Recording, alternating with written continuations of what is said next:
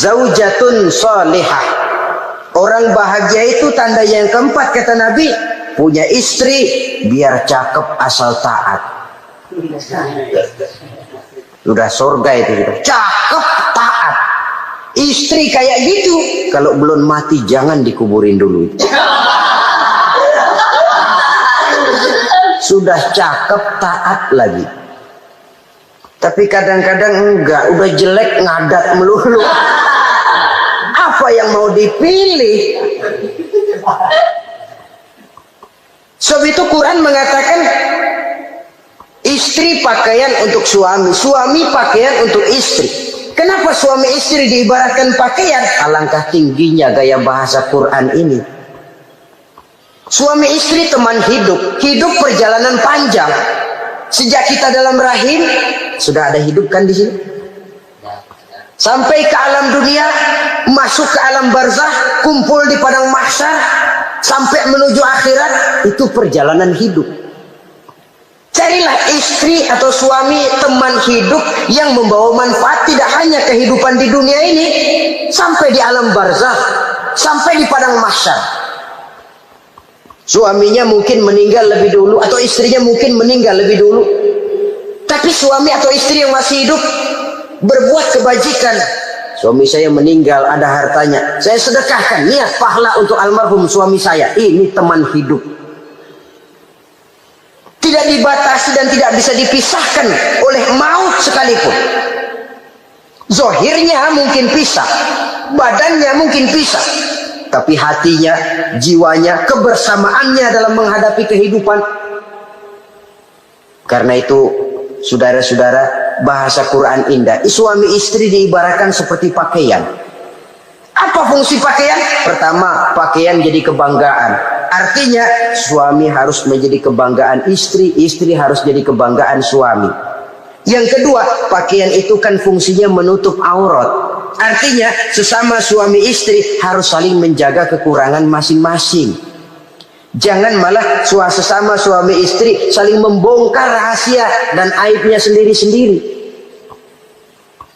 Istrinya diceritain jeleknya di mana-mana, atau suaminya dibongkar rahasianya di pasar umum. Itu sudah tidak lagi berfungsi sebagai pakaian. Kenapa semua ini diperlukan? Karena kita menyadari bangsa yang baik terdiri dari masyarakat yang baik. Masyarakat yang baik merupakan susunan dari warga yang baik.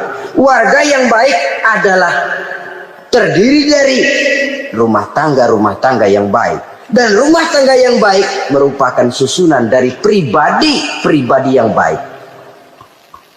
Dari situ langkah dimulai. Membangun satu bangsa yang baik diawali dengan membangun rumah tangga yang baik, dengan menciptakan pribadi-pribadi yang baik. Sehingga dari sini diharapkan berkembanglah nilai-nilai kebaikan.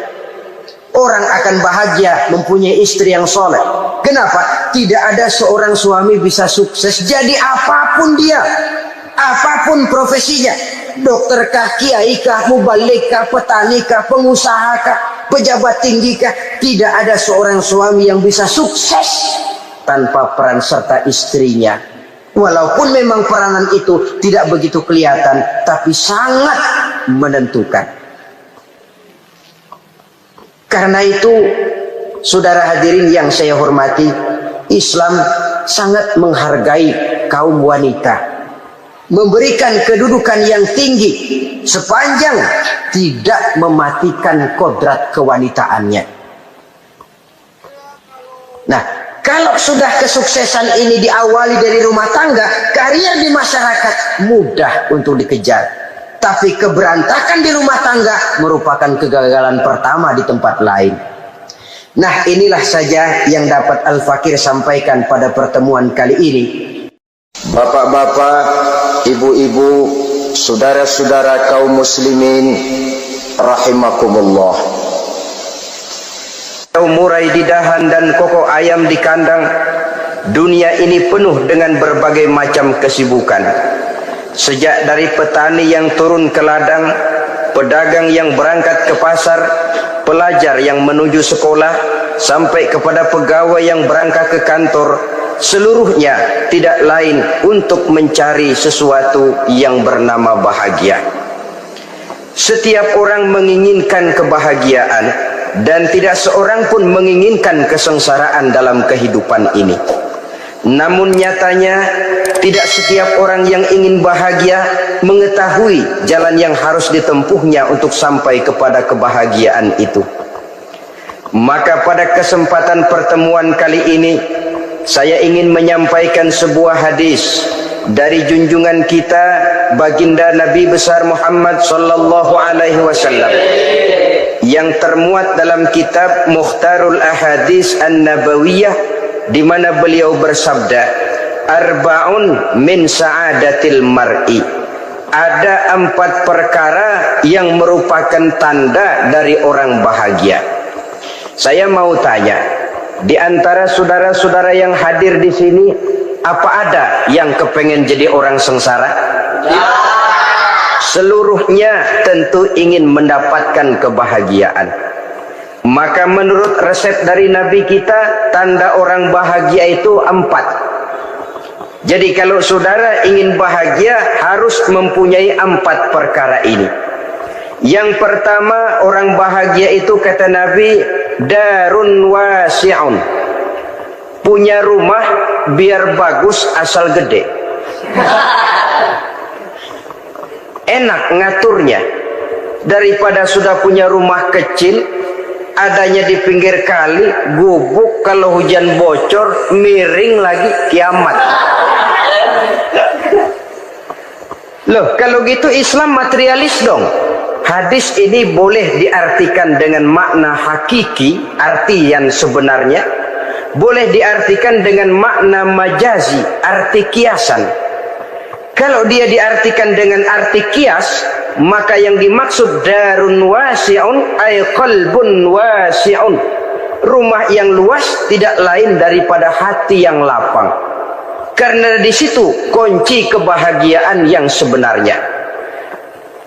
Walaupun kita cuma tinggal di petak berukuran 2 kali 3 meter, kalau hati kita luas rasanya rumah itu. Tapi biar rumah kita halamannya saja puluhan ribu hektar, ada kolam renangnya, kamar tidurnya tidak lagi terhitung. Kalau hati yang menempati rumah itu sempit, maka akan terasa sempit jugalah rumah itu. Tempat bergantungnya tidak lain adalah hati. Marilah kita mencoba melihat berbagai pandangan orang tentang bahagia ini. Ada orang menyangka bahwa bahagia itu kalau dia mendapatkan harta yang sebanyak-banyaknya. Siapa yang banyak harta, dialah raja. Apa yang dia mau, seluruhnya bisa dibeli. Keamanannya, dia bisa menyewa petugas. Seluruh fasilitas untuk menyenangkan kehidupannya bisa dibeli. Pendeknya, hartalah segala-galanya dalam kehidupan. Sampai ada pepatah mengatakan, innad darahima fil amakini kulliha taksur rijala mahabatan wa jalala. Sesungguhnya harta, dinar, dirham, uang di mana-mana selalu bikin hebat orang yang memilikinya. Coba lihat, orang yang punya duit sama yang enggak punya duit, jangan gaya hidupnya, gaya jalannya aja lain. Wahia lisanun liman arada fasahatan, wahia silahun liman arada qitala. Uang adalah senjata yang paling ampuh bagi orang yang mau pergi perang, dan lidah yang paling fasih bagi orang yang mau bicara. Kalau bicara dengan lidah macet, cobalah bicara dengan harta, lancar. Sampai ada pepatah demikian, segalanya bisa diatur dengan harta. Maka di kalangan orang yang berpandangan semacam itu, seluruh kegiatan hidupnya hanya terfokus kepada bagaimana mengumpulkan harta yang sebanyak-banyaknya. Tidak peduli halal haram, tidak kenal sore pagi siang dan malam, tidak sempat sujud, jauh dari agama, jauh dari kehidupan yang bersifat ruhaniyah, jauh dari Allah dan sebagainya. Sampai dalam Al-Quran dikelompokkan dalam kelompok yang dinamakan lumazah. Allazi jama'a malahu wa 'addadah yahsabu anna malahu akhladah. Mereka mengumpul-ngumpulkan harta sebanyak-banyaknya dan menyangka bahwa harta yang banyak itu dapat mengekalkan hidupnya, mengekalkan kekayaannya, mengekalkan kebahagiaannya. Saudara hadirin yang berbahagia, kalau pandangan hidup ini benar, artinya kalau harta memang merupakan satu-satunya hal yang dapat membuat orang bahagia, tentu di rumah mewah tidak akan pernah ada tangis derita. Tentu di satu tempat di mana fasilitas hidup serba menunjang tidak ada yang namanya penderitaan. Tapi suka dan duka, sedih dan gembira, senyum dan tawa adalah milik setiap orang, baik dia punya harta maupun dia tidak punya harta. Nyatalah bahwa harta semata-mata bukan merupakan jaminan bahwa orang akan bahagia. Walaupun tanpa harta orang sulit untuk bahagia. Saya mau cerita, ada orang super kaya. Namanya Aristotle Onesimus, Raja Tanker Yunani. Dia punya kapal tanker saja konon sampai 11 banyaknya. Punya perusahaan penerbangan yang disebut Olympic Airlines, punya hotel di berbagai kota besar di dunia ini, sejak dari New York, London, Paris, Rome dan sebagainya. Bahkan punya pulau yang dia namakan Pulau Scorpio. Ini kan namanya sudah kaya nggak tanggung-tanggung, punya pulau. Nah, dia punya 2 orang anak, yang satu laki-laki namanya Alexander, yang satu perempuan namanya Maria Onesimus. Seluruh harapannya tertumpah kepada anak lakinya Alexander ini, yang akan meneruskan usahanya, meneruskan kekayaannya, meneruskan dinastinya. Apa yang terjadi? Ternyata anak yang dia harapkan yang bernama Alexander ini mati muda dalam kecelakaan pada waktu dia olahraga. Apa olahraganya? Namanya olahraga anak orang kaya, golongan jet set. Olahraganya olahraga pesawat terbang.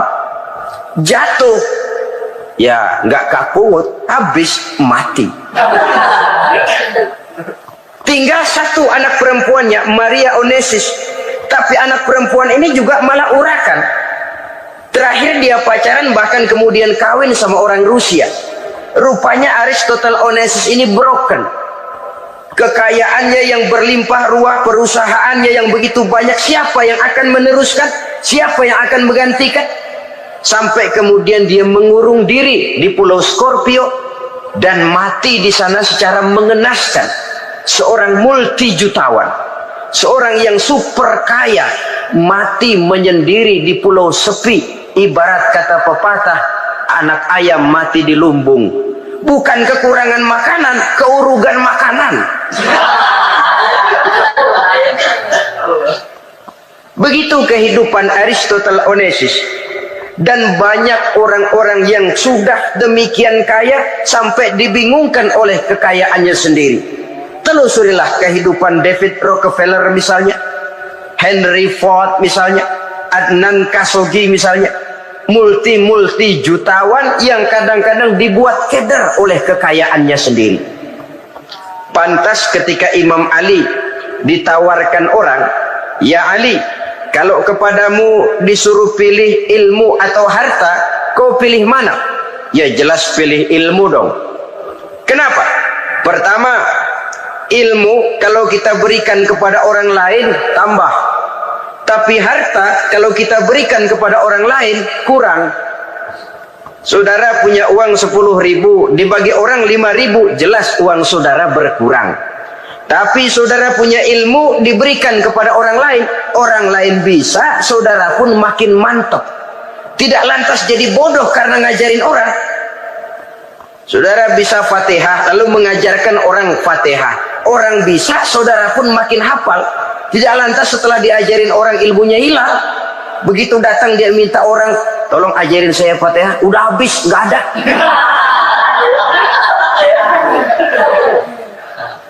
Yang kedua kata Imam Ali, ilmu menjaga kita. Kalau harta kita yang harus jaga. Makin banyak ilmu, makin terpelihara diri seharusnya. Tetapi makin banyak harta, makin bingung kita jaganya. Sampai kadang-kadang kalau perlu seluruh keliling rumah dipasangi alarm. Belum cukup, disewakan anjing besar-besar, pasang di depan pintu, awas anjing galak. Masih belum cukup juga, cari centeng tukang-tukang kepruk jaga rumah. Masih terasa belum aman, padahal rumahnya dikelilingi tembok besar.